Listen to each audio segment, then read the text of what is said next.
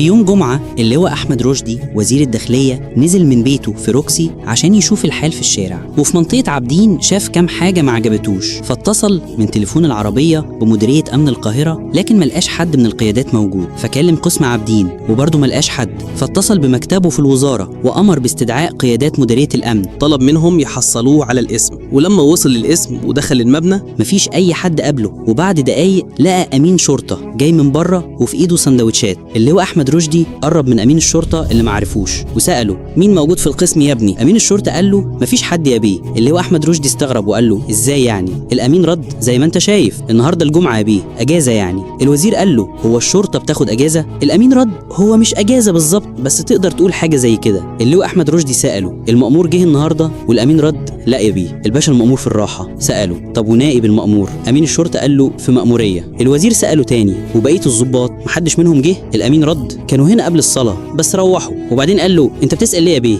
انت عاوز حاجة؟ اللواء أحمد رشدي قال له لا ده انا مواطن وعاوز اعمل بلاغ. الأمين رد عليه وقال خلاص انت تروح دلوقتي وتيجي بالليل يكونوا الضباط جم. وقبل ما الأمين يخلص كلامه وصل مدير أمن القاهرة والنايب بتاعه وبقية القيادات، ومن غير ما يتكلم معاهم الوزير أحمد رشدي أصدر قرار فوري بنقل نايب مدير أمن القاهرة لقطاع الغرب ومأمور قسم عابدين والنايب بتاعه و2 ضباط لخارج القاهرة، مع منعهم من التعامل مع الجمهور في الجهات اللي هيتنقلوا ليها. وبالنسبة لمدير أمن القاهرة فاتنقل في حركة تنقلات الشرطة اللي اتعملت بعد الواقعة بأسابيع، والوحيد اللي نجا كان أمين الشرطة، واكتفى الوزير أحمد رشدي إنه يخصم له 5 أيام وقال له أنت عندك لا مبالاة في الكلام بس مش هنقلك عشان أنت الوحيد اللي لقيتك في الاسم. وفي يوم تاني اللواء أحمد رشدي جات له معلومات إن الوضع في اسم من الأقسام مش تمام، فقرر يشوف بنفسه واتنكر في صورة راجل كبير ماشي على عصاية ولبس هدوم مش نظيفة وراح عشان يعمل محضر. وأول ما دخل لقى مجموعة ضباط بيهزروا مع بعض فنادى عليهم، وواحد رد عليه عايز ايه على اخر الليل كده؟ قال له عاوز اعمل محضر لواحد ضربني. الضابط قال له طب استنى شويه وهنشوف، بس اللواء احمد رشدي